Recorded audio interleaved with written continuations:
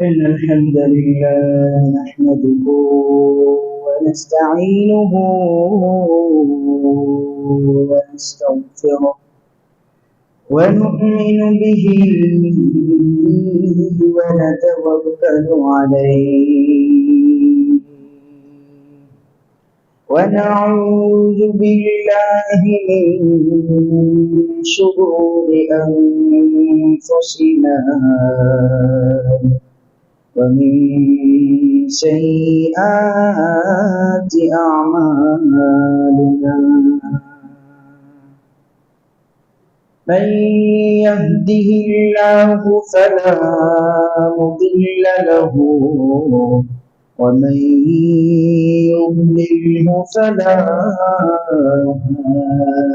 هادي له ونشهد أن لا إله إلا الله وحده لا شريك له ونشهد أن سيدنا وسندنا وحبيبنا ومولانا محمدا عبده ورسوله الذي أرسله بالحق بشيرا ونذيرا وداعيا إلى الله بإذنه وسراجا وقمرا منيرا أما بعد فأعوذ بالله من الشيطان الرجيم بسم الله الرحمن الرحيم يسبح لله ما في السماوات وما في الأرض الملك القدوس العزيز الحكيم هو الذي بعث في الأميين رسولا منهم يتلو عليهم آياته ويزكيهم ويعلمهم الكتاب والحكمة وإن كانوا قبل لفي ضلال مبين قال الله تبارك وتعالى في شأن حبيبه ومعشوقه مخبرا وآمرا إن الله وملائكته يصلون على النبي يا أيها الذين آمنوا صلوا عليه وسلموا تسليما شكر محبة الشاكر إبراهيم اللهم صل على محمد وعلى آل محمد كما صليت على إبراهيم وعلى آل إبراهيم إنك حميد مجيد اللهم بارك على محمد وعلى آل محمد كما باركت على إبراهيم وعلى آل إبراهيم إنك حميد مجيد سبحانك لا علم لنا إلا ما علمتنا إنك أنت العليم الحكيم পশ্চিম জুরাইন সর্দার বাড়ি জামে মসজিদে আগত সম্মানিত মুসল্লিয়ান কেরাম, পর্দার উপরে অবস্থান করছেন আমার সম্মানিত মা ও বোনেরা। আমরা সর্বপ্রথম মহান আল্লাহ সুবহানাহু ওয়া তাআলার দরবারে অসংখ্য অগণিত শুকরিয়া আদায় করছি, যে মহান রব আমাদেরকে পবিত্র জুমাবারে জুমার সালাত আদায়ের জন্য তার মহান ঘর মসজিদে আসার তৌফিক দান করেছেন। অন্তর থেকে পড়ছি আলহামদুলিল্লাহ। আল্লাহ সুবহানাহু ওয়া তাআলা আমাদেরকে মসজিদে আসার সুযোগ করে দিয়েছেন। এটা আমরা নিজে নিজে আসতে পারিনি, আল্লাহ আমাদেরকে এনেছেন। আল্লাহ সুবহানাহু ওয়া তাআলা যে বান্দা বান্দীকে পছন্দ করেন, সেই বান্দা বান্দীর মাধ্যমে আল্লাহ ভালো কাজ করিয়ে নেন। সুবহানাল্লাহ। আল্লাহ সুবহানাহু ওয়া তাআলা বলেছেন, হে আমার বান্দা বান্দীরা, আমি যে তোমাদেরকে ভালো কাজ করাচ্ছি, এটা তোমাদের মাধ্যমে করাচ্ছি, তোমরা শুকরিয়া আদায় করবে। লাইন শাকারতুম, তোমরা শুকরিয়া আদায় করবে। যদি এর মাধ্যমে বেশি বেশি শুকরিয়া আদায় করতে পারো, তাহলে তোমাদেরকে নিয়ামত বাড়িয়ে দেয়া হবে। নিয়ামত বাড়িয়ে দেওয়ার অর্থ কি? যে তোমরা আরো বেশি বেশি নেক কাজ করতে পারবে। সুবহানাল্লাহ। এই জন্য আমরা অন্তর থেকে বেশি বেশি শুকরিয়া আদায় করব। যখনই কোনো ভালো কাজ করব, সাথে সাথেই আমরা বলবো আলহামদুলিল্লাহ, আল্লাহ আমার মাধ্যমে ভালো কাজ করেছেন। আল্লাহ আমার মাধ্যমে কি করেছেন? ভালো কাজ করেছেন, আলহামদুলিল্লাহ। আমি যদি বলি যে আপনারা বলেন আলহামদুলিল্লাহ, এর অর্থ হলো আমি আপনাদেরকে জোর করে বলেছি। এর মাধ্যমে শুকরিয়া আদায় হয়। শুকরিয়া আদায় হয় ভিতর থেকে যদি হয়, কালিমাতুশ শুকর, আলহামদুলিল্লাহ। আর আমি যদি বলি যে আপনারা বলেন আলহামদুলিল্লাহ, তাহলে কি হলো? আপনারা আমার আদেশ পালন করবেন। এর মাধ্যমে কি হয় না? শুকরিয়া আদায় হয়। শুকরিয়া যখনই আপনি ভালো কাজ করবেন, নেক কাজ করার সুযোগ পাবেন, ভিতর থেকে যে দোয়া আসে।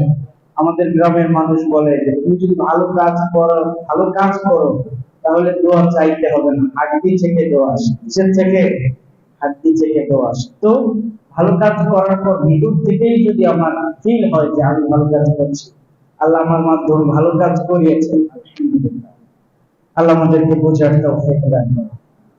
সম্মানিত মুসলিম, আজ আমরা যে বিষয়ে আলোচনা করব এবং শুনবো, সেই বিষয় হচ্ছে জুমাবারের গুরুত্ব ও ফজিলত। আমরা যে আজকে জুমাবারে জুমার সালাত আদায়ের জন্য মসজিদে এসেছি, এই জুমাবারটা আল্লাহর কাছে অনেক গুরুত্বপূর্ণ। আল্লাহর কাছে কি পূর্ণ? অনেক গুরুত্বপূর্ণ। এই জুমাবারের অনেক ফজিলত রয়েছে, অনেক তাৎপর্য রয়েছে। জুমাবার আসলে আমরা কি মনে করি? যে যাক, সাপ্তাহিক একটা ছুটির দিন পেয়েছি, একদম 10টা 11টা পর্যন্ত ঘুমাবো, ঘুম থেকে উঠে নামাজে যাব, যখন ইমাম সাহেব খুতবায় দাঁড়িয়ে যাবে তখন যে নামাজ পড়ে এসে খাবার দাবার খেয়ে ঘুরতে যাবো। মানে সারাদিন আমার বিজি টাইম, মানে অলসতার একটা সময় আমাদের কাছে শুক্রবার আসে। আসলে এই শুক্রবারটাকে এভাবে কাটানো উচিত। শুক্রবারের ব্যাপারে গুরুত্ব বুঝাতে গিয়ে আল্লাহ সুবহানাহু ওয়া তাআলা পূর্ণাঙ্গ একটি সূরা নাযিল করেছেন। সেই সূরার নাম কি? সূরাতুল জুমআহ। সূরার নাম কি? সূরাতুল জুমআহ। আপনাদের সামনে সূরাতুল জুমআহ থেকে দুইটি আয়াত আমি তেলাওয়াত করেছিলাম। এখানে আল্লাহ বলছেন, ইউসাব্বিহু লিল্লাহি মা ফিস সামাওয়াতি ওয়া মা ফিল আরদ। আল্লাহ বলছেন, পৃথিবীতে এবং আকাশ সমূহে যা কিছু আছে সবাই ইউসাব্বিহু লিল্লাহ, আল্লাহর জন্য তাসবিহ পাঠ করতে থাকে সব সময়, 24 ঘন্টায়। কার জন্য? লিল্লাহ, আল্লাহর জন্য। আল্লাহর গুণবাচক 4টি নাম এখানে আল্লাহ বলেছেন। আল মালিক, আল কুদ্দুস, আল আজিজ, আল হাকিম। আল মালিক মানে আল্লাহ সবার মালিক, শুধু আমাদের মালিক নন। সাত আসমান, সাত পৃথিবী, এর মধ্যে অবস্থিত যা কিছু আছে সব কিছুর মালিককে আল মালিক, আল্লাহ সুবহানাহু ওয়া তাআলা সবার মালিক। আল্লাহর দ্বিতীয় গুণবাচক নাম বলেছেন আল কুদ্দুস, আল্লাহ হলেন যাবতীয় ত্রুটি মুক্ত। আল্লাহ পুত পবিত্র। আল্লাহ কি পুত পবিত্র। আল্লাহ এমন সত্তা যার ভিতরে কোনো প্রকার ত্রুটি থাকে না। কি থাকে না? ত্রুটি থাকে না। এই জন্য তার জন্যই তাসবিহ। তার জন্য তাসবিহ, আল্লাহর জন্যই তাসবিহ। আমরা আল্লাহর জন্য সুবহানাল্লাহ তাসবিহ পাঠ করি কেন? আল্লাহ তাআলা পুত পবিত্র। আল্লাহর দ্বিতীয় যে গুণবাচক নাম বলেছেন আল আজিজ। আল্লাহ হলেন এমন পরাক্রমশালী, এমন শক্তিশালী, এমন ক্ষমতাধর পাওয়ার, যে পাওয়ারের সামনে পৃথিবীর কোন পাওয়ারের কে নাই। কোন সামান্য পরিমাণ আল্লাহর সাথে পাওয়ার কাটাতে পারবে না। যত বড় পাওয়ারফুল ব্যক্তি হোক, আল্লাহর সামান্য ক্ষমতার সামনে, আল্লাহ যদি সামান্য একটু ক্ষমতা দেখান, তার এই সুপার পাওয়ার দিয়ে শেষ কি হয়ে যাবে? তার সুপার পাওয়ার দিয়ে শেষ হয়ে যাবে। এই জন্য আল্লাহ মহা পরাক্রমশালী, মহা ক্ষমতাধর। আল্লাহর সর্বশেষ যে গুণবাচক নাম বলেছেন আল হাকিম। আল্লাহ প্রজ্ঞাময়। আল্লাহ সবকিছু জানেন, সবকিছু জেনে বুঝে আল্লাহ যাবতীয় বিচার করেন। আল্লাহ সুবহানাহু ওয়া তাআলা সূরাতুল জুমআহ এর প্রথম আয়াতে বলেছেন যে পৃথিবীতে আকাশে যা কিছু আছে সবাই আমার তাসবিহ পাঠ করছে। সবাই কি করছে? আল্লাহর তাসবিহ পাঠ করছে। আল্লাহর চারটা গুণবাচক নাম আল্লাহ এখানে বলেছেন। দ্বিতীয় আয়াতে আল্লাহ কি বলছেন দেখেন, হুয়াল্লাযী বা'আসা ফী উম্মিয়্যিনা রাসূলান মিনহুম। আল্লাহ হলেন এমন সত্তা যিনি তোমাদের নিরক্ষরদের মধ্য থেকে একজন নবী পাঠিয়েছেন। সেই নবীকে আল্লাহ নিজের মাধ্যমে, নিজের শিক্ষক হয়ে আল্লাহ সেই নবীকে শিক্ষা দিয়েছেন। শিক্ষা দিয়ে কি করেছেন? আল্লাহ বলেছেন সেই নবীর দায়িত্ব দিয়েছেন চারটি। দায়িত্ব কয়টি? চারটি। প্রথম আয়াতে আল্লাহর গুণবাচক নাম দিয়েছেন চারটি, নবী পাঠিয়েছেন, নবীর দায়িত্ব দিয়েছেন চারটি। এক নম্বর দায়িত্ব ইয়াতলু আলাইহিম আয়াতি। নবী তার উম্মতদের কাছে তার কিতাব তেলাওয়াত করে, ইয়াতলু আলাইহিম আয়াতি, তার কিতাব তেলাওয়াত করে শোনাবেন। এটা হলো নবীর প্রথম দায়িত্ব। ওয়া ইউযাক্কিহিম, নবীর দ্বিতীয় দায়িত্ব হলো তার উম্মতদেরকে আত্মশুদ্ধি অর্জন করাবেন। মানুষের ভিতরে যত ভুল আছে, মানুষের অনেক বদ স্বভাব আছে, এই বদ স্বভাব থেকে মানুষ যেন ফিরে আসে, আত্মশুদ্ধি অর্জন করে। এটা নবীর দ্বিতীয় দায়িত্ব। নবীর তৃতীয় দায়িত্ব হলো ইউআল্লিমুহুমুল কিতাব, কিতাবের পূর্ণাঙ্গ শিক্ষা দিবে। চতুর্থ দায়িত্ব হলো ওয়াল হিকমা, প্রজ্ঞা শিক্ষা দিবে তার উম্মতদেরকে। তো আল্লাহর গুণবাচক চারটি নাম আল্লাহ বললেন প্রথম আয়াতে। দ্বিতীয় আয়াতে আল্লাহ নবীর চারটি দায়িত্বের কথা বললেন। এরপরে সর্বশেষ আল্লাহ বলছেন ওয়া ইন কানু মিন ক্বাবলু লাফি দালালিন মুবিন। হে দুনিয়ার মানুষ, তোমাদের কাছে তোমাদের নবী আসার পূর্বে তোমরা পথভ্রষ্ট ছিলে। তোমাদের নবী তোমাদেরকে এসে তার দায়িত্ব পালন করে তোমাদেরকে পথের দিশা দিয়েছেন। জাহান্নামের পথ থেকে ফিরিয়ে জান্নাতের পথে তোমাদেরকে এনেছেন। এই জন্য আমাদের সব সময় শুকরিয়া আদায় করা উচিত মহান রবের কাছে। আল্লাহ যে আমাদেরকে সব পথ নবীর মাধ্যমে শিক্ষা দিয়েছেন, আমরা যেন আমাদের জীবন সেই সোজা পথে, জান্নাতের পথে চালাতে পারি। আল্লাহ আমাদের তৌফিক দান করেন। সম্মানিত মুসলিম কিরাম, এই সূরা জুমআর মধ্যে আল্লাহ সুবহানাহু ওয়া তাআলা আরেকটি আয়াতে বলেছেন ইয়া আইয়ুহাল্লাযীনা আমানু ইযা নুদিয়া লিস-সালাহ ফি ইয়াউমিল জুমআহ। ও হে দুনিয়ার ঈমানদারেরা, তোমরা শোনো, যখন তোমাদেরকে জুমার দিন নামাজের জন্য আহ্বান করা হয়, নুদিয়া আহ্বান করা হয়, ফি ইয়াউমিল জুমআহ, জুমার দিনে, ফাসআউ ইলা যিকরিল্লাহ, তোমরা আযান শোনার সাথে সাথে মসজিদে এসে পড়বে। কি করবে? আযান শোনার সাথে সাথে মসজিদে এসে পড়বে না। যখন হুজুর 4 রাকাত সুন্নাত নামাজের জন্য সময় দিবে, তখন আমরা দৌড় দিয়ে মসজিদ ভরে ফেলবো। এটা আমাদের কাজ, তাই না? আল্লাহ বলেছেন আযান শোনার সাথে সাথে এসে পড়তে হবে। অলসতা করা যাবে না। জুমার দিন সবচেয়ে গুরুত্বপূর্ণ দিন। আপনি বাসা বাড়িতে সারা সপ্তাহে কাজে থাকেন, কর্মব্যস্ত থাকেন, এই একটি দিন আপনি একটু আল্লাহর জন্য দেন। এই দিন আপনি আজান হওয়ার সাথে সাথে মসজিদে এসে পড়েন।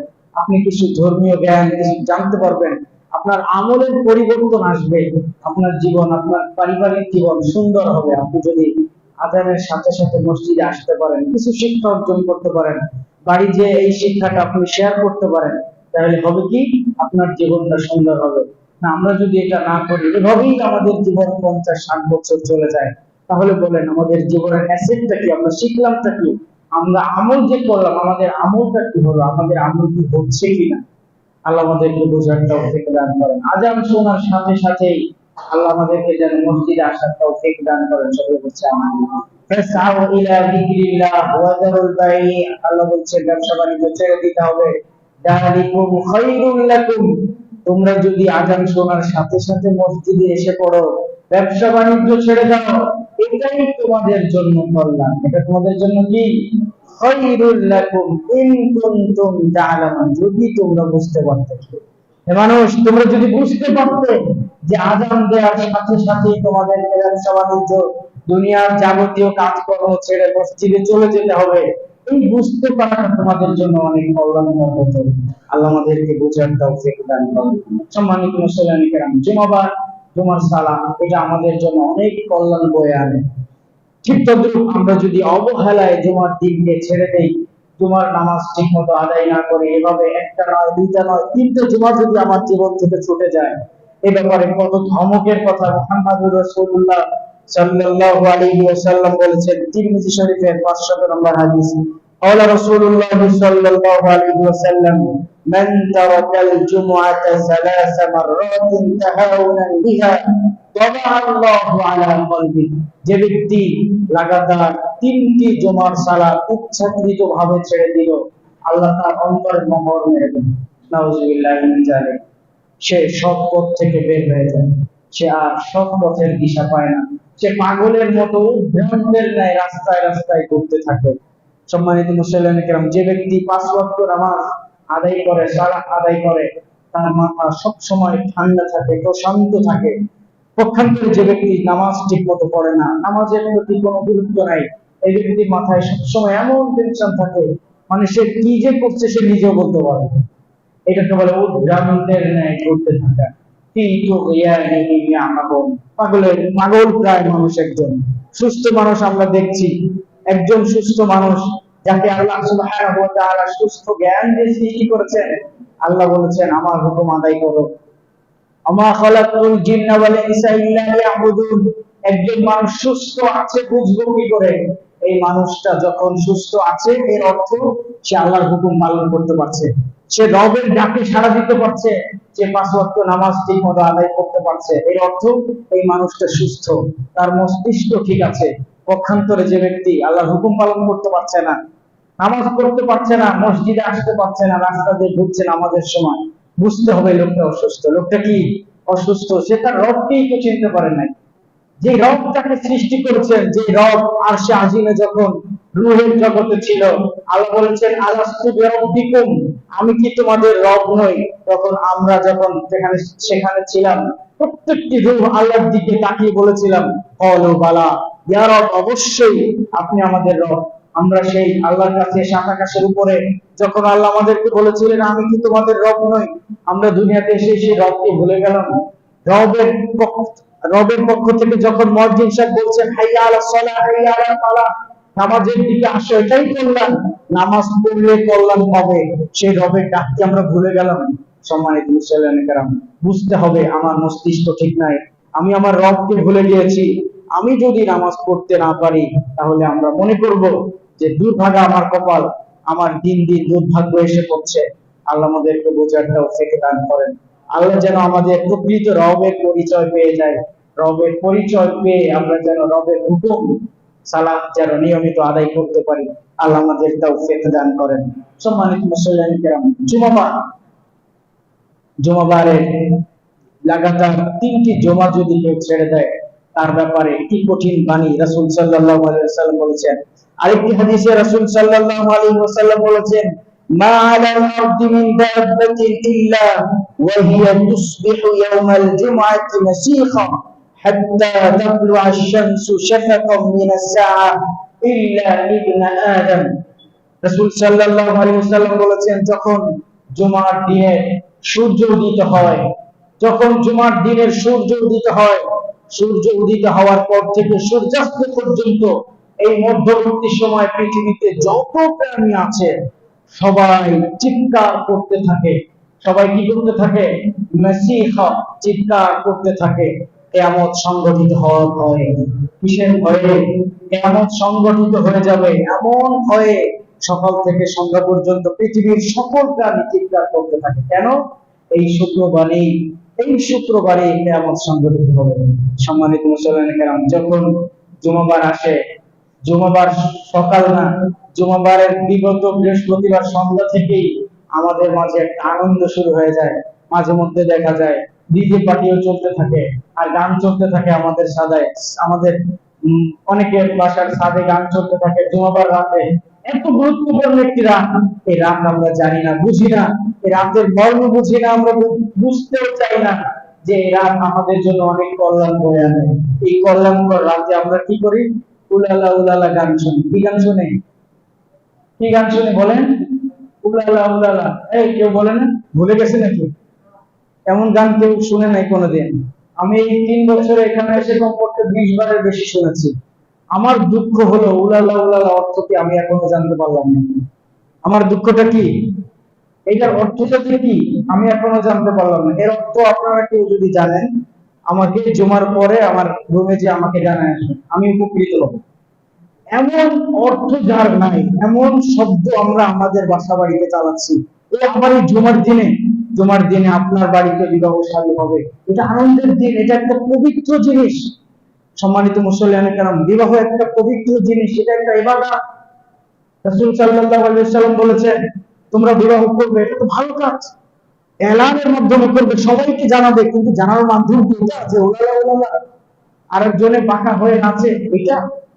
এটা কি? সম্মানিত মুসলিম কেরাম, আপনাদের পায়ে হাত ধরে বলছি, আপনারা যদি বলেন যে আমার পায়ে হাত ধরে যদি সব ধরেন, তাহলে আমি এই কাজ ছেড়ে দিব, নামাজের পরে সবাই বসবেন, আমি সবার পায়ে হাত দিব, বলবো যে আপনারা এই কাজটা অন্তত পক্ষে ছেড়ে দেন।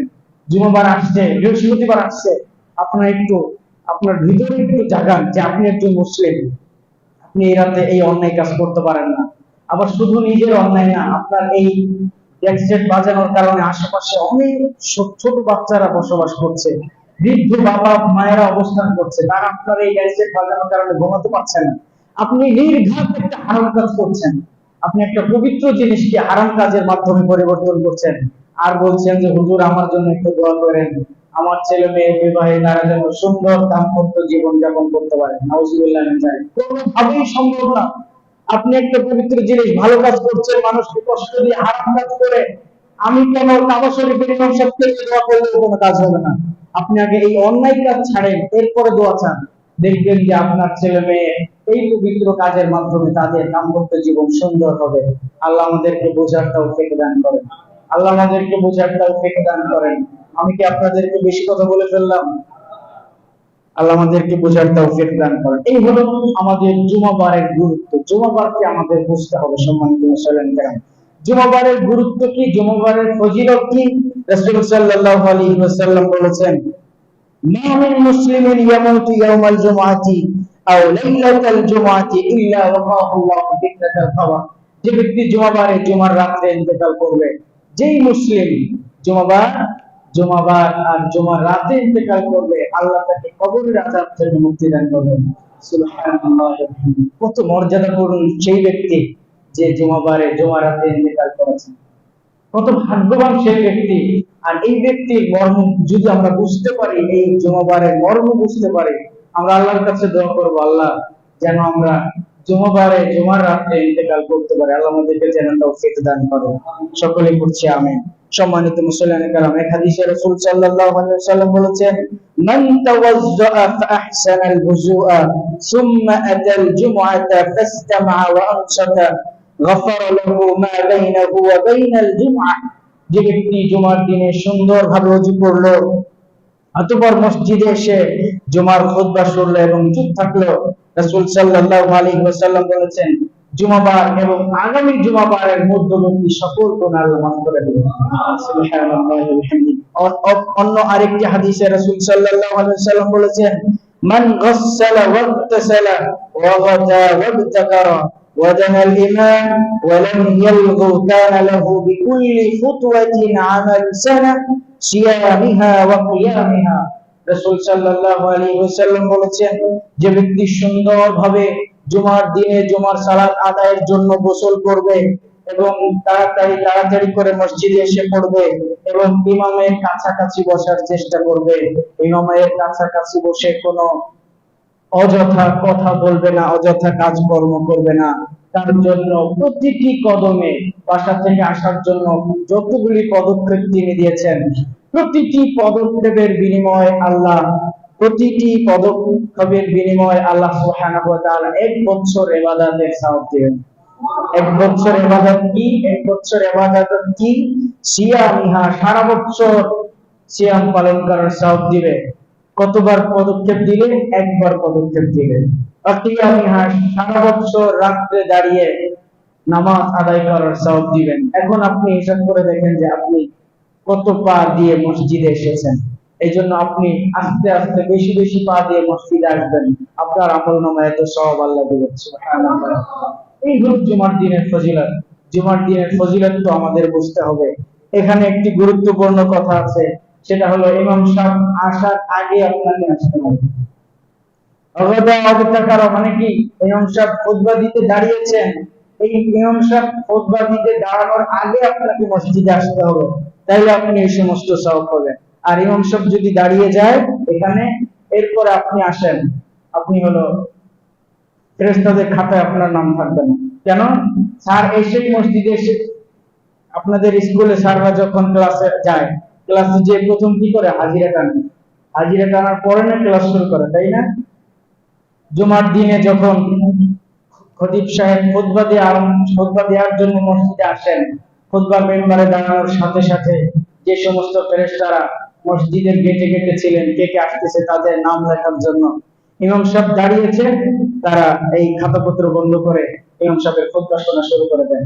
এরপরে ইমাম সাহেব খুতবা শুরু করেছেন, যারাই এসেছেন ফেরেশতাদের খাতায় তার নাম নাই, তার আমলনামায় ফলাফল 0। ফলাফল কি? 0, কোনো ফলাফল নাই। শুধু নামাজ পড়লেন, ফরজ আদায় হলো। এত যে সওয়াব, এই সওয়াব থেকে আমরা সবাই বঞ্চিত হলাম। আল্লাহ আমাদেরকে বোঝার তৌফিক দান করেন। আজানের সাথে সাথে জুমাবারে জুমার সালাত আদায়ের জন্য আমরা যেন আসতে পারি। আল্লাহ আমাদেরকে সেই সঠিক বুঝ দান করেন। সম্মানিত মুসলিম کرام, গুরুত্বপূর্ণ আরেকটি কথা হলো, আমরা যখন মসজিদে আসি, আমাদের মসজিদের কিছু আদাব আছে। কি আছে? মসজিদে প্রবেশ করার কিছু আদাব আছে, বের হওয়ার কিছু আদাব আছে, সুন্নাহ আছে। মসজিদে প্রবেশ করে আমাদের কাজ কি সেটাও বলা আছে। রাসূল সাল্লাল্লাহু আলাইহি ওয়াসাল্লাম বলেছেন, ইযা দাখালা আহাদুকুমুল মাসজিদা ফালা তাজলিস হাত্তা ইয়ারকা রাকা'তাইন। রাসূল সাল্লাল্লাহু আলাইহি ওয়াসাল্লাম বলেছেন, তোমাদের মধ্য থেকে কেউ যখন মসজিদে প্রবেশ করবে, তার সর্বপ্রথম কাজ হলো 2 রাকাত সালাত আদায় করা। সর্বপ্রথম কাজ কি? 2 রাকাত সালাত আদায় করা। রাসূল সাল্লাল্লাহু আলাইহি ওয়াসাল্লাম বলেছেন, ফালা তাজলিস, আগে বসবে না। কি করবে না? আগে বসবে না, আগে 2 রাকাত সালাত আদায় করতে হবে। এটা হলো মসজিদের আদব। আপনারা যখন চাকরির জন্য ইন্টারভিউ দেওয়ার জন্য আপনারা যখন কোন অফিসে যান, যেই তো চুপ করে ভদ্র মানুষের মতো দাঁড়িয়ে থাকেন। কেন দাঁড়িয়ে থাকেন? যে যিনি বস আছেন, যিনি যখন বলবেন যে বসেন, তখন আপনি বসবেন। এটা কি? আপনার অফিসের আদব। মসজিদের ঠিক কতগুলো আদব আছে। মসজিদের আদব হলো, আপনি যখন মসজিদে আসছেন, আপনাকে সর্বপ্রথম 2 রাকাত নামাজ পড়তে হবে। কি করতে হবে? 2 রাকাত নামাজ পড়তে হবে। না, আপনি এসে সুন্দর করে বসে যাবেন। এসে কি করবেন? বসে যাবেন। আপনি মসজিদে প্রবেশ করেছেন, দেখছেন নামাজের জামাতের সময় আর মাত্র 4 মিনিট বাকি আছে। 4 মিনিটের মধ্যে যদি আপনি 4 রাকাত সুন্নাত জোহরের সময় পড়তে না পারেন, অন্তত পক্ষে 2 রাকাত নামাজ তো পড়তে হবে। 2 রাকাত পড়বেন দাঁড়িয়ে, এরপর বসে যাবেন 2 রাকাত পড়ে। অথবা যদি দেখা যায় যে 2 রাকাত পড়ার সময় আছে, আপনি 2 রাকাতে পড়বেন। অথবা আপনি মসজিদে প্রবেশ করেছেন, দেখছেন জামাতের সময় মাত্র 1 মিনিট সময় বাকি আছে, এই 1 মিনিট আপনি বসতে পারবেন না, সোজা দাঁড়িয়ে থাকবেন। কি করতে হবে? 1 মিনিট আপনি বসতে পারবেন না। এটা হলো আপনার মসজিদের আদব, যে আপনি দাঁড়িয়েই থাকতে হবে। আল্লাহ আমাদেরকে বোঝার তৌফিক দান করেন। বলবেন যে এই কথা তো কোনোদিনও শুনি নাই। কি বলবেন? যে এই কথা তো কোনোদিনও শুনে নাই। আপনি এই হাদিসটা আপনি শুনেন নাই, আজকে শুনছেন, আজ থেকে আমল করতে হবে। এটা হলো ইমানদারের পরিচয়। কিসের পরিচয়? ইমানদারের পরিচয় হলো মুহাম্মদুর রাসূলুল্লাহ সাল্লাল্লাহু আলাইহি ওয়াসাল্লাম আল্লাহর পক্ষ থেকে যে কথা যখন যেভাবে যে অবস্থাতে বলেছেন সেই অবস্থাতে মেনে নেওয়ার নাম হলো ঈমান। আর যদি আপনি নিজের যুক্তি খাটাতে যান, তার নাম ঈমান নয়, তার নাম হলো বেঈমান। তার নাম কি? বেঈমান। আপনি আল্লাহর হুকুম মানেন না, আবার ঈমান আছে কিভাবে বুঝলেন? একজন বলে যে হুজুর নামাজ কালাম পড়ি না, কিন্তু আবার ঈমান ঠিক আছে। হাস্যকর ব্যাপার না? কত হাস্যকর ব্যাপার, নামাজ কালাম পড়ে না আবার ঈমান ঠিক আছে। মানে নিজের কথা একটা হিসাব থাকা উচিত, মানে মুখে যা আসে তাই বলে। আল্লাহ আমাদেরকে বোঝার তৌফিক দান করেন, জুমাবারের গুরুত্ব বোঝার তৌফিক দান করেন। মসজিদে এসে সর্বপ্রথম কাজ হলো 2 রাকাত সালাত আদায় করা, যদি নিষিদ্ধ সময় না হয়। নিষিদ্ধ সময় কখন হয়? সূর্যাস্ত, সূর্যোদয় আর সূর্য মাথার উপরে থাকার সময়, সব মিলিয়ে 20 থেকে 23 মিনিট। বাকি সব সময় আপনি যখন যে সময়, রাত 12টা বাজলেও, সকাল 10টায় প্রবেশ করলেও, যখনই আপনি মসজিদে আসছেন, ওযু করে 2 রাকাত নামাজ পড়বেন, এরপরে বসবেন। আল্লাহ আমাদেরকে মসজিদের আদাব রক্ষা করার তৌফিক দান করেন। মসজিদে প্রবেশ করার 5টি সুন্নাহ রয়েছে। মসজিদে প্রবেশ করার সুন্নাহ কয়টি? মসজিদে প্রবেশ করার সুন্নাহ কয়টি? 5টি। 1 নম্বর বিসমিল্লাহ বলা। বলেন, 1 নম্বর সুন্নাহ বিসমিল্লাহ বলা। 2 নম্বর সুন্নাহ দুরূদ শরীফ পড়া। 2 নম্বর সুন্নাহ কি? দুরূদ শরীফ পড়া। 3 নম্বর সুন্নাহ দোয়া পড়া, মসজিদে প্রবেশ করার দোয়া পড়া। এখন আমরা এই তিনটা একসাথে পড়ি। বিসমিল্লাহি পড়েন, ওয়াসসালাতু ওয়াসসালামু আলা রাসূলিল্লাহ, আল্লাহুম্মা ইফতাহলি আবওয়াব রাহমাতিক। তিনটা সুন্নাহ একসাথে বলে ফেললাম। বিসমিল্লাহ বলা, দুরূদ শরীফ পড়া, দোয়া পড়া। তিনটা একসাথে পড়লাম কিভাবে? বিসমিল্লাহি ওয়াসসালাতু ওয়াসসালামু আলা রাসূলিল্লাহ, আল্লাহুম্মা ইফতাহলি আবওয়াব রাহমাতিক। তিনটা হয়ে গেল একসাথে। মসজিদে প্রবেশ করার সময় ডান পা দিয়ে প্রবেশ করা, এটা হলো 4 নম্বর সুন্নাহ। মসজিদে প্রবেশ করতে হবে কোন পা দিয়ে? ডান পা দিয়ে প্রবেশ করা। আপনি হঠাৎ করে বাম পা দিয়ে প্রবেশ করে ফেলেছেন। কি করেছেন? আপনার মনে নাই, খেয়াল নাই যে আপনি মসজিদে প্রবেশ করছেন, আপনার ভুলবশত বাম পা আগে মসজিদের ভিতরে দিয়ে ফেলেছেন। এখন কি করবেন? এখন আপনি মসজিদ থেকে বের হয়ে যাবেন। কি করবেন? ভুল সংশোধন করতে হবে না, আপনি মসজিদ থেকে বের হয়ে আবার ডান পা দিয়ে প্রবেশ করবেন। বুঝতে পেরেছেন? না, বাম পা দিয়ে প্রবেশ করেছি, থাক, দ্বিতীয়বার এসে আবার ঠিক মতো করবো, এটা না। আপনি নিজেকে সংশোধন করার জন্য ভুলটা যেহেতু হয়েছে, বের হয়ে যাবেন, আবার ডান পা দিয়ে প্রবেশ করবেন। আল্লাহ আমাদেরকে বুঝার তৌফিক দান করেন। মসজিদে প্রবেশ করার পঞ্চম সুন্নাহ হলো মসজিদে প্রবেশ করে ইত্তেকাফের নিয়ত করতে হবে। কিসের নিয়ত করতে হবে? ইত্তেকাফের নিয়ত করতে হবে। ইত্তেকাফের নিয়ত এর অর্থ কি? মসজিদে প্রবেশ করে আমি অযথা কথাবার্তা বলবো না। কি করবো না? অযথা কথাবার্তা বলবো না। মসজিদে প্রবেশ করে আমি কি করব? বলবে যে আজকে বাজারে পেঁয়াজের যে দাম, পেঁয়াজের যে ঝাঁজ, এইভাবে তো আর চলে না। মাছের যে দাম, মসজিদে প্রবেশ করে আপনার পেঁয়াজের দাম কিন্তু শুনতে চাই না, আপনার এটা বলার দরকার নেই। চিনির দাম যে বাড়ছে, এটা বলার দরকার নেই। চিনির দাম বাজারে বাড়ছে, পেঁয়াজের দাম কোথায় বাড়ছে? বাজারে বাড়ছে। বাজারে বাড়ছে পেঁয়াজের দাম, মসজিদে এসে আপনি পেঁয়াজের দাম কেন শোনাচ্ছেন? মসজিদ আল্লাহর ঘর। মসজিদ কার ঘর? মসজিদ আল্লাহর ঘর। আন্নাল মাসাজিদা লিল্লাহ ফালা তাদউ মা'আল্লাহি আহাদা। নিশ্চয় মসজিদ হলো আল্লাহর জন্য, এখানে আল্লাহর নাম ছাড়া আর কারো নাম উচ্চারণ করা যাবে না। পেঁয়াজের নাম আপনি উচ্চারণ করতেছেন, যে বাজারে তো পেঁয়াজের দাম বেড়ে গেছে, নাউজুবিল্লাহ মিন জালিক। মসজিদে প্রবেশ করেছেন, মসজিদের আদব হলো মসজিদে প্রবেশ করে মসজিদের পবিত্রতা রক্ষা করতে হবে। মসজিদের পবিত্রতা রক্ষা হয় কিভাবে? পঞ্চম সুন্নাহটা আদায় করলে। পঞ্চম সুন্নাহ কি? ইত্তেকাফের নিয়ত করতে হবে, জিকির আজকার করতে হবে। ইমাম সাহেব আসতেছে, 2 মিনিট লেট হয়ে গেছে। কি হয়ে গেছে? ইমাম সাহেব হয়তো কিছু একটা করতেছেন বা সুন্নাত নামাজ পড়তেছেন উপরে, অথবা যে কোনো জায়গায়, আপনি গ্রামের যে কোনো মসজিদে গেলে, মসজিদে যে দেখছেন যে ইমাম সাহেব জামাতের টাইম পার হয়ে গেছে, 2 মিনিট 3 মিনিট হয়ে যাচ্ছে, ইমাম সাহেবের খোঁজ নেই। আপনি একবার রাস্তার দিকে তাকাচ্ছেন আর বলতেছেন কি ইমাম একজন রাখলাম, আরে এরকম কাজ হইলো, ইমাম সাহেব ঠিক মতো আসেন। আপনি ইমাম সাহেবের ব্যাপারে কথা বলছেন কেন? এটা তো মসজিদ। ইমাম সাহেব আসতেছেন, আসবেন, না আসলে আপনারা নিজেরা নামাজ পড়ে নেবেন, এটা ভালো কথা। কথা বলে আপনি আপনার আমলনামা কেন নষ্ট করতেছেন? আমলনামা কেন নষ্ট করতেছেন? আল্লাহ আমাদেরকে বোঝার তৌফিক দান করেন। মসজিদ আল্লাহর ঘর। মসজিদে আসার পরে আপনার অন্তর হবে মুতমাইন্নাহ, শান্ত মন। কেমন হবে? প্রশান্ত মন। রাসূল সাল্লাল্লাহু আলাইহি ওয়াসাল্লাম বলেছেন, ইন্তিজারুস সালাতি সালাতুন, আপনি মসজিদে প্রবেশ করছেন, নামাজের জন্য অপেক্ষা করছেন 10 মিনিট, আপনি 20 মিনিট আগে মসজিদে প্রবেশ করেছেন, 10 মিনিটের মধ্যে আপনার সুন্নাত শেষ, আগামী 10 মিনিট আপনি জামাতের জন্য অপেক্ষা করছেন, এই 10 মিনিট দাঁড়িয়ে নামাজ পড়ার সওয়াব পাবেন। সুবহানাল্লাহি ওয়া বিহামদিহি। এই 10 মিনিটে আপনি যাবতীয় কথাবার্তা শুরু করে দিয়েছেন। আল্লাহ আমাদেরকে বোঝার তৌফিক দান করেন। এটা হলো মসজিদের পবিত্রতা। মসজিদের পবিত্রতা রক্ষা হয় সর্বশেষ পঞ্চম সুন্নাহ এর মাধ্যমে, তাই তো? আল্লাহ আমাদেরকে বোঝার তৌফিক দান করেন। আবার শুরু থেকে আমরা আসছি। 1 নম্বর সুন্নাহ কি করা? বিসমিল্লাহ বলা। 2 নম্বর সুন্নাহ দুরূদ শরীফ পড়া।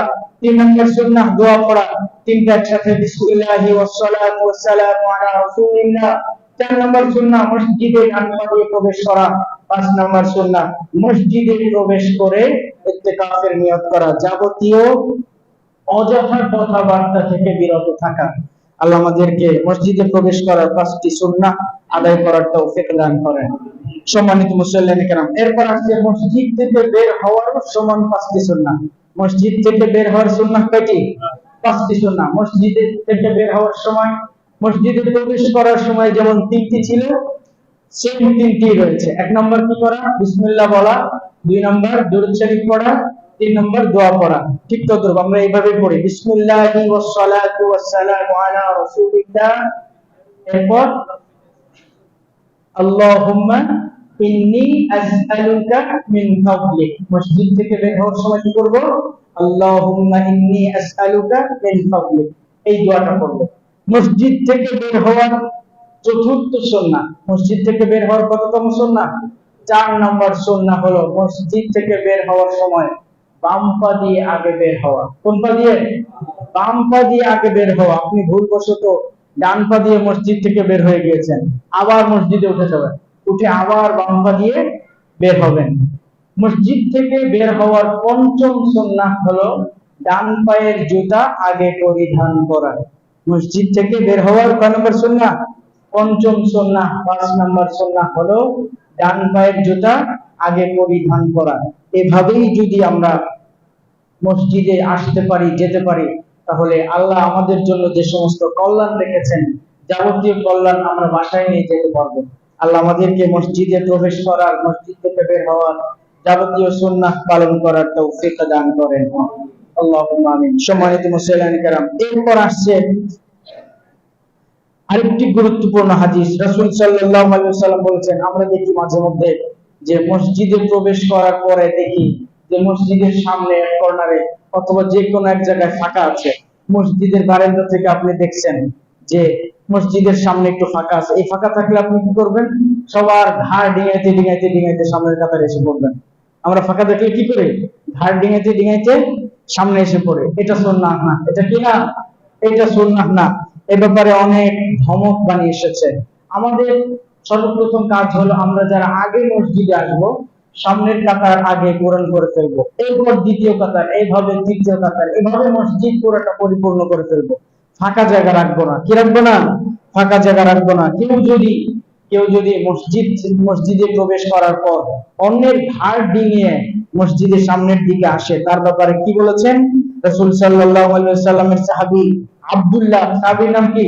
আব্দুল্লাহ রাদিয়াল্লাহু আনহু, তিনি বলেন, কুনতু জালিসান ইলা জানিবিহি ইয়াওমাল জুমআহ, আমি রাসূল সাল্লাল্লাহু আলাইহি ওয়াসাল্লামের পাশে জুমার দিনে বসেছিলাম। এমন সময় ফাকালা জাআ রাজুলুন ইয়াতাখাত্তা রিকাবান নাস, একজন লোক আসলো, সে মানুষের ঘাড় ডিঙিয়ে সামনের দিকে আসতেছিল। এমন সময় রাসূল সাল্লাল্লাহু আলাইহি ওয়াসাল্লাম তার দিকে তাকিয়ে বললেন, এই জিনিস, এই মিয়া, এখানেই বসে পড়ো। ফাকাদ আযাইতা, তুমি তো মানুষদেরকে কষ্ট দিচ্ছ। তুমি কি করছো? মানুষদেরকে কষ্ট দিচ্ছ। আপনি একটা জুতা নিয়ে, জুতার সাথে যদি ময়লা থাকে, এই জুতা নিয়ে আর আপনি মানুষের ঘাড় ডিঙিয়ে আসতেছেন, কতগুলি মানুষকে কষ্ট দিলেন না? মানুষ অস্বস্তি বোধ করছে না? আল্লাহ আমাদেরকে বোঝার তৌফিক দান করেন। অন্য হাদিসে রাসূল সাল্লাল্লাহু আলাইহি ওয়াসাল্লাম বলেছেন, মান তাখাত্তা রিকাবান নাস ইয়াওমাল জুমআহ ইত্তাখাযা জিসরান ইলা জাহান্নাম, যে ব্যক্তি জুমার দিনে মানুষের ঘাড় ডিঙিয়ে সামনের দিকে আসে, কিয়ামতের দিন এই ব্যক্তিকে আল্লাহ সুবহানাহু ওয়া তাআলা জাহান্নামে যাওয়ার জন্য পুল হিসাবে ব্যবহার করবেন। নাউযুবিল্লাহি মিন যালিক। কি করবেন? জাহান্নামে মানুষ যাবে তাকে পাড়িয়ে, তাকে কি করবে?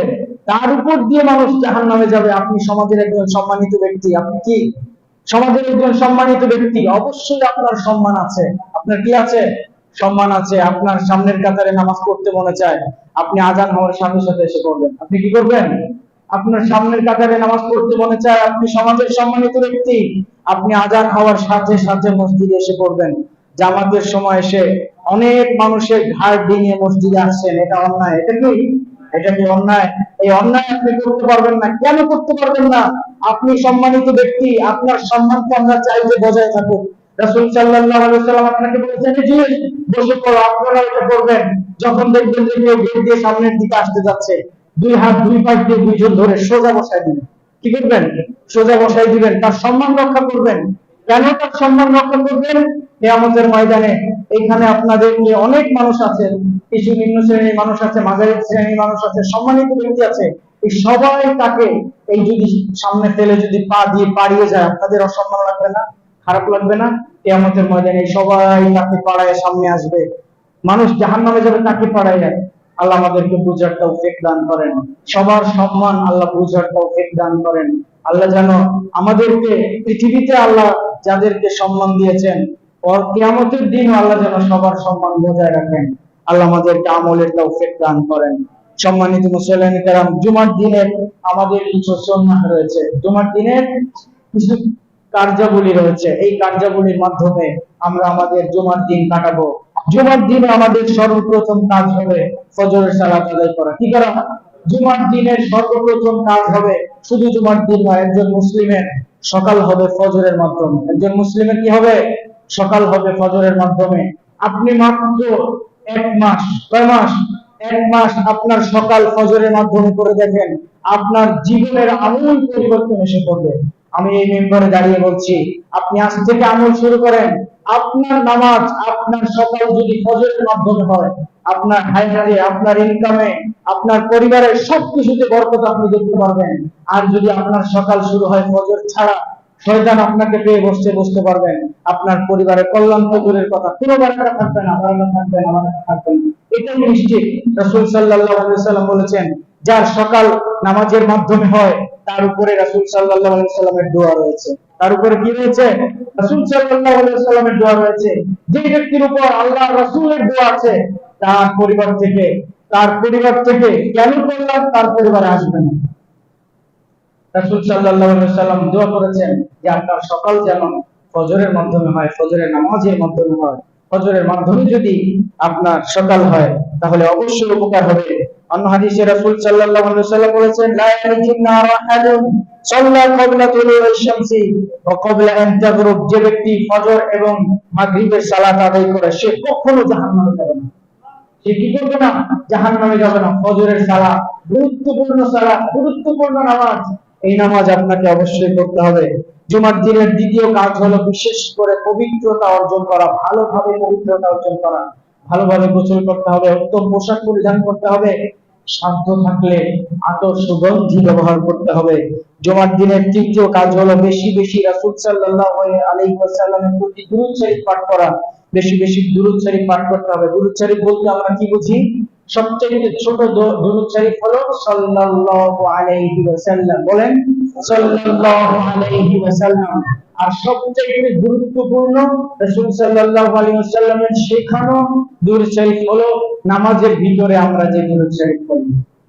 হাদিসের কিতাব আছে, আমার জানা মতে 200-র উপরে হাদিসের কিতাবে আমি দেখেছি সবচেয়ে তথ্যবহুল এবং নির্ভেজাল সবচেয়ে বড় দুরূদ হলো, সবচেয়ে ভালো মর্যাদাপূর্ণ দুরূদের নাম হলো দুরূদে ইব্রাহিম। কিসের নাম? সবচেয়ে গুরুত্বপূর্ণ, তথ্যবহুল এবং নির্ভুল নির্ভেজাল দুরূদের নাম হলো দুরূদে ইব্রাহিম। আর আমরা যদি পড়ি আল্লাহুম্মা সাল্লি আলা সাইয়্যিদিনা মাওলানা, এরকম উল্টাপাল্টা যেটা বানানো করছি, এটা আমি কোনো কিতাবে পাই নাই। আপনারা যদি কোনো হাদিসের কিতাবে এই প্রচলিত দুরূদ শরীফ পেয়ে থাকেন, দয়া করে আমাকে জানাবেন। আল্লাহ আমাদেরকে বুঝার তৌফিক দান করেন। মসজিদে প্রবেশ করা, জুমার দিনের আরেকটি গুরুত্বপূর্ণ কাজ হলো দোয়া করা। কি করা? জুমার দিনে কিছু বিশেষ মুহূর্ত রয়েছে যে মুহূর্তে দোয়া করার সাথে সাথে আল্লাহর দরবারে দোয়া কবুল হয়ে যায়, সেই মুহূর্তটির নাম হলো ইমাম সাহেব যখন খুতবা দিচ্ছেন, এই সময় আল্লাহর পক্ষ থেকে আকাশ থেকে রহমত বর্ষণ হতে থাকে। এমন সময় আপনি মসজিদে আসছেন, আগে একটু দোয়া করে নেন, 2 রাকাত নামাজ পড়েন। মসজিদে প্রবেশ করেছেন, সাথে সাথে 2 রাকাত নামাজ পড়ে নেন, 2 রাকাত নামাজ পড়ে একটু দোয়া করেন, এরপর খুতবা শোনা শুরু করেন। এরপরে সূর্য আসরের পর থেকে মাগরিবের আগ পর্যন্ত সবচাইতে গুরুত্বপূর্ণ একটি সময়, দোয়া কবুলের সময়, বিশেষ করে জুমার দিনে। এই সময় আমরা যেন আল্লাহর কাছে আমাদের চাওয়া পাওয়া, আমাদের তো আসলে অনেক চাওয়া আছে আল্লাহর কাছে, অনেক চাওয়া আছে না বলেন? আমার তো অভাব, সবারই অভাব, অভাব তো সবারই আছে, অভাব নাই শুধু আল্লাহর, অভাব নাই কার? এই জন্য আল্লাহকে বলে আল্লাহুস সমান। কি বলে? আল্লাহুস সমান। আল্লাহ হলেন অমুখাপেক্ষী, যার কোনো কিছুর প্রয়োজন নাই। আর আমাদের প্রয়োজনের অভাব নাই। ঘরে বাইরে রাস্তায় ঘাটে যেখানেই যাই, সেখানেই শুধু আমাদের অভাব। এই আমাদের অভাব যত আছে সবচেয়ে নিব কার কাছে? আল্লাহর কাছে। জুমার দিনে আপনি আসরের পরে একটু সময় আল্লাহর জিকির আজকার করলেন। এই জুমার দিনটা আমরা যদি সুন্দরভাবে পালন করতে পারি, জুমার দিনে যাবতীয় সুন্নাত পালন করতে পারি, তাহলে আশা করা যায়, আর জুমার দিনের গুরুত্বটা যদি আমরা বুঝতে পারি, তাহলে আমাদের পারিবারিক জীবন, সামাজিক জীবনে অনেক কল্যাণ আসবে। আল্লাহ আমাদেরকে বোঝার তৌফিক দান করেন। আমিন। ওয়া মা আলাইনা ইল্লাল বালাগ। যারা সুন্নাত করেননি, সুন্নাত পড়ে নেন।